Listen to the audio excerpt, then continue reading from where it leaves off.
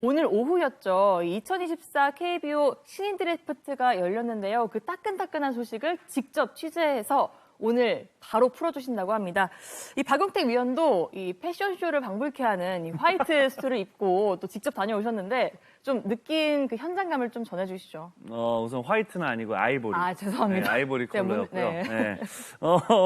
뭐 저는 사실 이제 좀 축하해줄 선수들이 좀 몇 선수 좀 있어가지고 네. 사실 지금 이제 제가 같이 야구하고 있는 후배들도 있고요. 그리고 또 뭐 고등학교 또 후배들 그리고 이제 아들 같은 또 조카도 있어요. 네. 또 정말 여러 선수들이 있어서 오늘 또 직접 와이프가 또 아침부터 꽃시장에 들려서 네, 꽃다발을 만들어서 좀 이렇게 이만큼을 싸들고 갔는데 뭐 대부분의 선수들이 정말 좋은 지명 잘 받아서 오늘 아주 기분 좋은 하루입니다. 그렇습니다. 또 이야기해 주신 것처럼 좀 어느 정도 예상대로 이뤄진 지명도 있었고요. 또 예상 밖의 또 순번 지명도 있었습니다.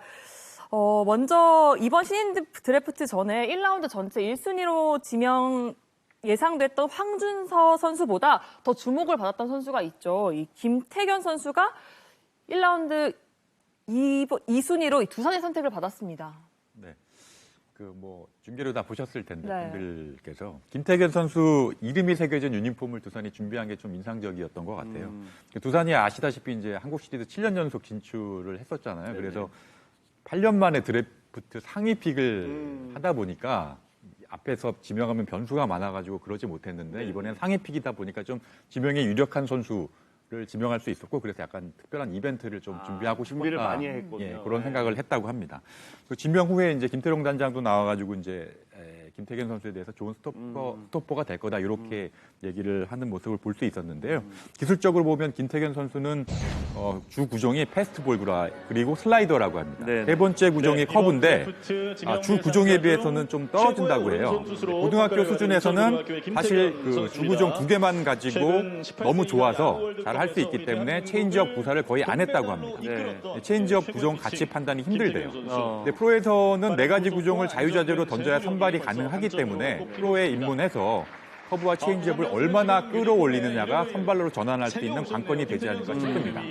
그리고 잘 아시다시피 최근에 이제 국제대회 혹사 논란이 있었는데 그거에 대해서 이제 팀은 좀 아쉬운 상황이긴 하지만 본인한테 물어보면 멀쩡하다 씩씩하게 대답을 했다고 합니다. 네. 그리고 지명 후에 스카우트 팀에서 이제 상체를 좀 만져봤는데 네. 물론 하체도 좋은 선수긴 하지만 상체가 예상보다 두꺼워서 놀랐대요. 이게 잘 던지는 힘이 이제 상체에서 나오는 네. 게 아닌가 싶고 이 상체란 게 딱 만져봤을 때 이제 타고났다기보다는 만들어지는 상체다. 그만큼 노력을 웨이트도 많이 하고 노력을 많이 하고 자기 관리를 잘한 증표다 이렇게 평가를 했다고 합니다.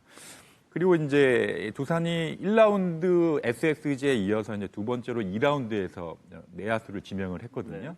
우리가 사실 1라운드를 거의 다 이제 투수로 채울 수 맞아요. 있을 정도로 좋은 투수들이 많다라는 평가임에도 불구하고 2라운드에 야수를 찍었다는 건 그만큼 서울고 내야수 여동건 선수가 좋다는 반증이겠죠.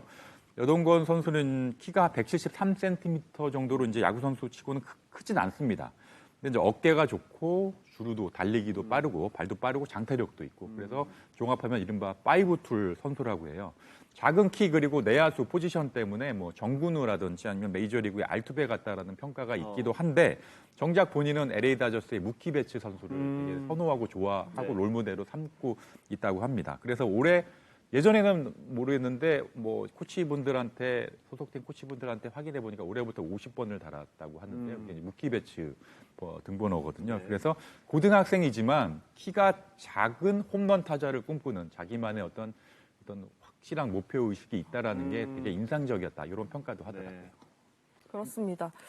확실히 이 팀들의 필요한 선수들을 이 예상대로 계획했던 대로 잘 지명을 했습니다. 네, 그리고 이제 뭐 사실 이제 롯데도 이제 예상대로 1라운드에는 뭐 최근에 와서 이제 전미르 선수로 가는 이제 분위기가 됐었고 결국에 이제 전미르 선수를 선택을 했는데 제가 요즘 이제 계속 같이 야구를 하고 있는 정현수 선수가 글쎄요 이게 뭐 어디서 샜는지 모르겠는데 그러니까 이제 전날부터 사실은 롯데 2라운드는 정현수로 한다라는 어떤 썰들이 계속 돌았어요. 그리고 실제로 오늘 이제 2라운드에 이제 정현수 선수를 뽑았거든요.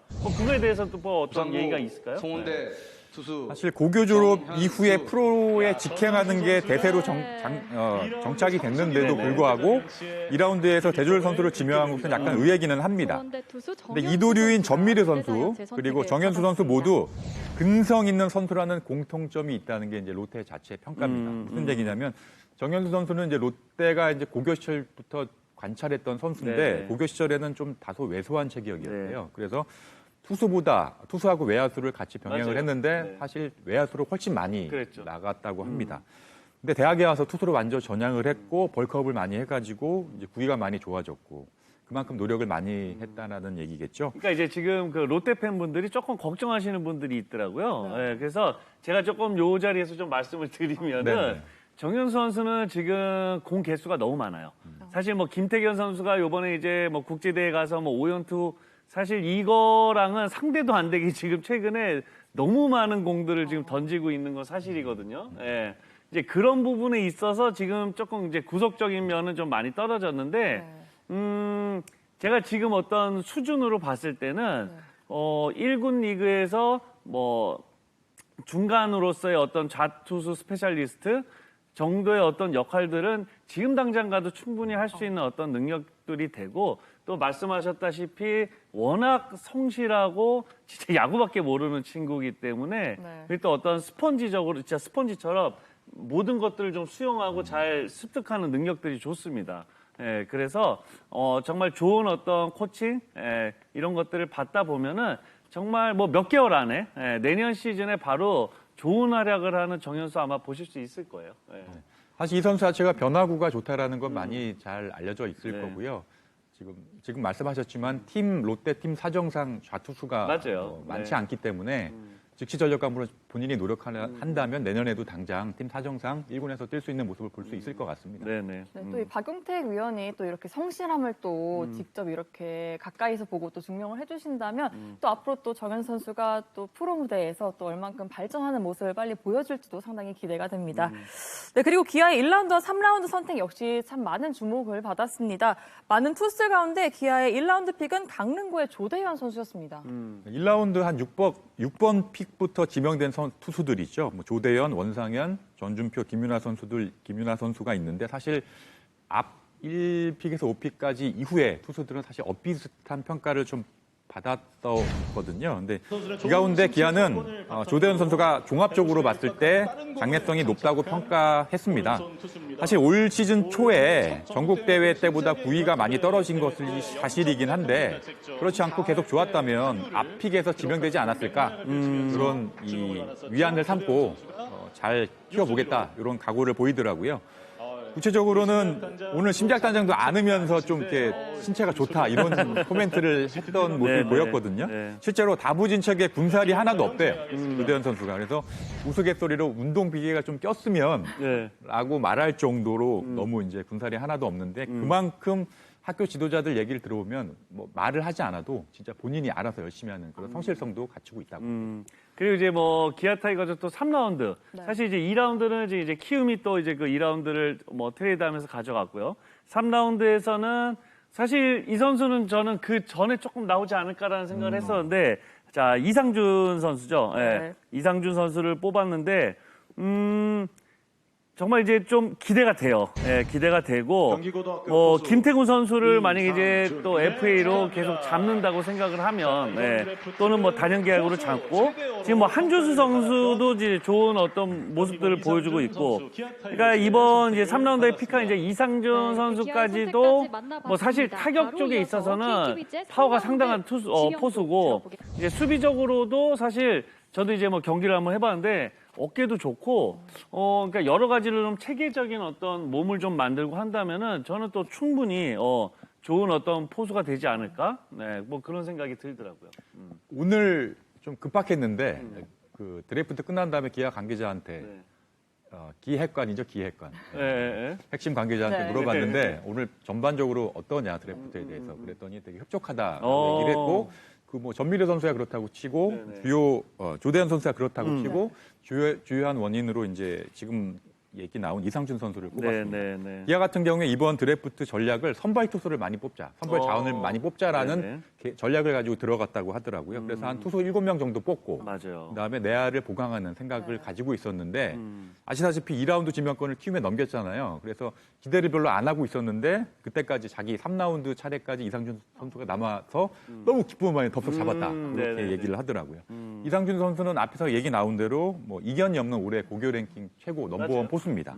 그렇고 올해 약간 좀 주춤한 면이 있긴 하지만 1학년, 2학년 때부터 눈에 띄게 야구를 잘한 선수라는 평가가 있습니다. 그리고 야수하고 다르게 포수 같은 경우에는 어깨 그리고 힘 이런 것들이 타고나야 되는데 이 선수 같은 경우에는 대형 포수의 자질이 충분한 선수고 구체적으로 강한 어깨 그리고 부드러운 신체 그리고 공격력까지 갖췄다 이런 평가가 있습니다. 그리고 기아 같은 경우에는 군 제대 선수 포함해서 내년 시즌 들어가기 전에 한 8명 선수 1, 2군 포수가 8명 선수 정도가 된다고 하네요. 그래도 뭐 많지도 않고 적지도 않고 충분한 정도인데 그래도 전략상 보면 포수가 충분한데 뭐 또 뽑아 이렇게 생각할 수도 있지만 뭐 몇 해 계속 하다 보니까 좋은 자원이 있으면 자원이 많더라도 맞아요. 그 포지션에 선수를 뽑는 게 드래프트의 성공 확률을 높이는 방법이라고 이렇게 판단을 하고 있더라고요. 그래서 맞습니다. 김태균 선수라는 베테랑 선수도 있고 한준수 선수도 있고 미래 자원들이 많긴 하지만 이런 선수들을 영입을 해서 뭐 긴장도 주고 그리고 선의의 경쟁을 통해서 이제 뭐 전환할 선수든 포지션을 바꿀 선수는 바꾸고 이렇게 하는 길이 팀을 위한 방법이다, 길이다 이렇게 판단을 하고 있는 것 같습니다. 네, 이렇게 포수 최대어까지 잡으면서 상당히 만족스러운 또 드래프트를 마친 기아 타이거즈입니다. 이 마지막으로 내외야 야수진의 나이가 많은 편이 SSG인데요. 1, 2라운드 모두 야수를 선택했습니다. SSG는 야수진의 노세화 때문에 1, 2라운드는 야수로 가겠다라는 전략을 또 세우고 갔다고 합니다. 현재 SSG는 계획상으로 보면 2028 시즌부터 청라 동구장에서 시즌을 치르게 되거든요. 그러니까 5년 뒤 화려한 청라 시대를 대비한 세대 교체 행보 이렇게 판단을 할 수 있을 것 같아요. 구체적으로 박지한 선수 같은 경우는 올해 유격수 최대어인데 공수들 3박자를 갖췄고 SSG 홈구장이 약간 외야가 거리가 다소 짧거든요. 그래서 중장거리 포 홈런도 기대를 할 수 있다. 수비에서 어깨가 좋기 때문에 박성환 선수가 5년 뒤에 30살이에요. 그러면은 2루수로 전환을 포지션을 나이가 있으니까 옮길 수도 있고 그래서 2루수 박성환, 유격수 박지환, 박박 히스톤 콤비를 그려볼 수도 있다. 이런 계산이고요.